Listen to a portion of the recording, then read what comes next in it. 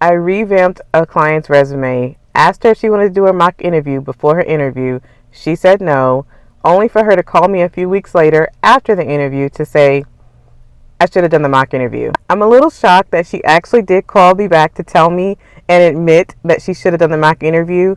However, it did prompt me to make this video to talk about 3 mistakes to avoid before, during, and after an interview. So, if you're interested in a little story time, interview tips, all while I run some errands, stay tuned.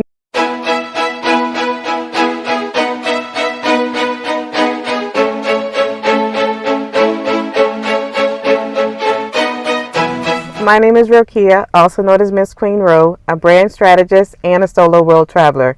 If you're interested in life, career, and travel tips, then you stopped at the right channel. Ooh, it's fall season, Royals. This pumpkin spice frap is pretty good. Okay, back to the story. So I asked her what happened. She goes to tell me that she didn't get the job. So I said, how and why?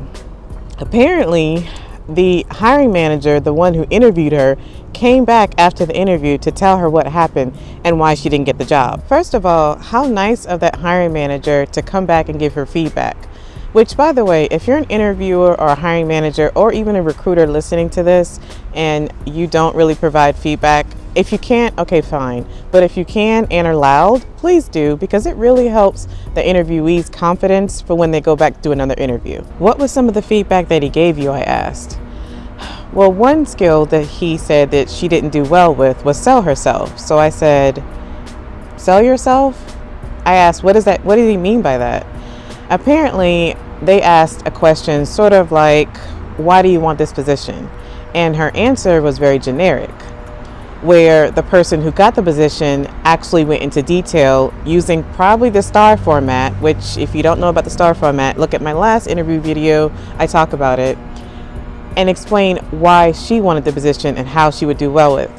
But the way my client asked was very generic and didn't go into detail. So when the interviewer came back to say, hey, you didn't sell yourself, you actually have a great skill set, you do well, we know you would do well, but we wanted to hear that in the interview. Oh wait, Royals, before I get more into this story, listen to this. This video is sponsored by HoneyBook, an all-in-one client management tool for your small business.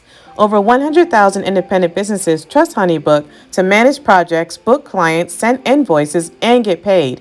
Before HoneyBook, I was transitioning between 4 to 8 software applications every day.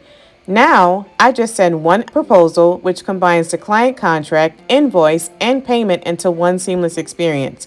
No more using separate payment tools to receive client deposits. I can view and track various stages of a project, all while using HoneyBook's dynamic automation system. Oh, and how about scheduling client meetings without that back and forth? All right, now that I've sparked your interest, how does receiving HoneyBook for 50% off for 1 year or get HoneyBook for $1 a month for 8 months sound? It sounds like you clicking that link in the description box to start your free trial. Now back to the video. Unfortunately, that was mistake number 1. She didn't practice with the mock interview before her real interview. You see, she thought she would be okay because she was going up for a promotion. It wasn't a position in a different department. It was her same department. She knew the people who were going to interview her, so she thought she had it in the bag. Well, because she didn't practice, she didn't really have good examples or detailed examples to explain herself. So here's your interview tip number 1. Avoid the ego and make sure you practice. All right, I had my Starbucks. You received your first interview tip. It's now time to go get my nails done.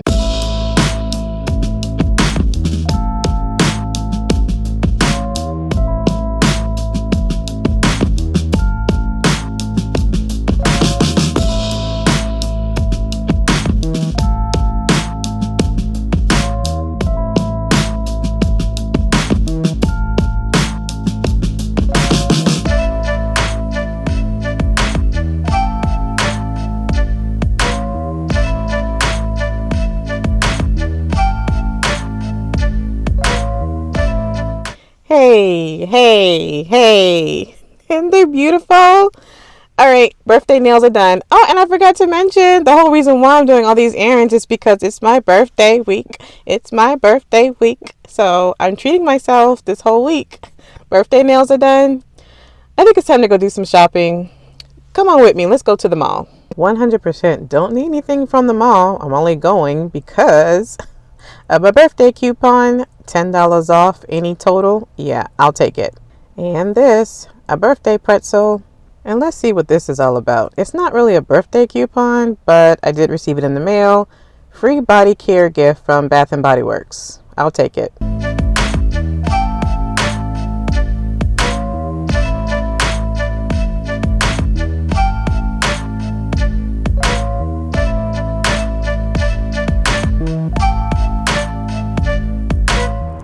Yay! Mall trip over. Bought some clothes, had a little snack, although the snack just made things a little bit worse when it comes to me being hungry because all I had today was Starbucks and that pretzel. So probably going to finish this video at home so that I can find something to eat. Where was I at with the story? Oh yeah, I remember. I asked her, how did she do during the interview with the other questions? Of course she said she thinks she did okay, but some more feedback that she received from the interview was she probably could have done a little better, maybe had a little bit more detail around the technical questions with the position. So this brings me to tip number 2. What you need to avoid is not knowing too much about the company that you're applying to, or in her case, the position she's applying to. Now, she did know about the position. Like I said, this was going to be a promotion for her. She had the skill set. She knew what she was going to be doing. So when she was telling me the story, I think it was more or less how she presented the information or the answer. I asked her, did you present it in the star format? And she's like, what is the star format? If you have not checked out or know what the star format is, please check out my video prior to this one, because I explain in detail what the star format is. But here's a quick tip. Star format is the STAR format. Situation, task, action, result. I asked her, did she present her examples in that format? And she's like, no, I didn't know what it was. She's like, I really should have done that mock interview. Maybe so, but you don't really have to do a mock interview to present your answers in a star format. You just have to write your examples prior to the interview. So that goes back to the practice session I was telling you about. Besides practicing out loud, practice also comes with writing out your answers in detail. So I believe if she would have wrote out her answers in the star format, she would have had a mental picture on how to answer when she got to the interview. I wasn't in the interview, but I'm thinking maybe she got a little stumped on some of the technical questions, which caused her to kind of talk around it and didn't answer in the best way possible. So again, tip number 2, avoid not knowing anything about the company and or the position you're applying to. Do your research prior to the interview. All right, let's go home. I'll give you tip number 3 when I get home and after I eat something. Belly full. I can think now. Let's finish the story. So I asked her, how are you feeling? I understand you didn't get the job, but are you really, really disappointed? She said, I'm disappointed, but not because I didn't get the job. I was like, oh, okay. Well, why are you disappointed? Because I didn't take the interview seriously as I should have. I understand. And next time you'll do the mock interview. Next time you'll practice. Next time you will write out your examples. But what can you do? This brings me to interview tip number 3 for the after. What to avoid after an interview is just don't think about it. Well, think about it a little bit, but don't replay it over and over in your head. It is what it is. You had the interview. Maybe you made some mistakes, learn from them, and just move forward. There's nothing you can do about it at this point, especially if you don't get the position. Well, this is maybe a 3A tip. Apply to somewhere else. Don't put your all eggs in one basket applying to one position, because it is a very competitive market out there and you just want to just keep moving forward. There's nothing else you can do. So that's the advice I gave her.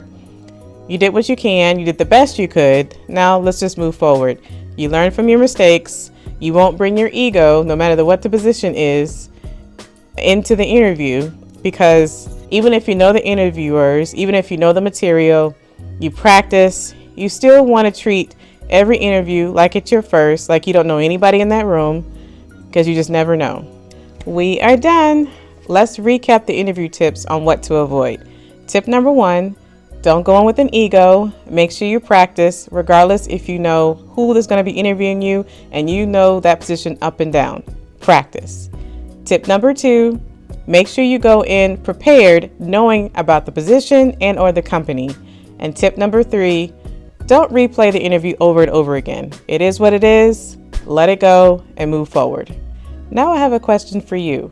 What's a common mistake we should avoid before, during, and after an interview? Comment below and let me know. Thank you so much for watching to the end. I really appreciate it. If you saw value in this video, don't forget to press the like button. It really helps the channel out. But more importantly, please subscribe. We would love to have you join our real community. Until next time.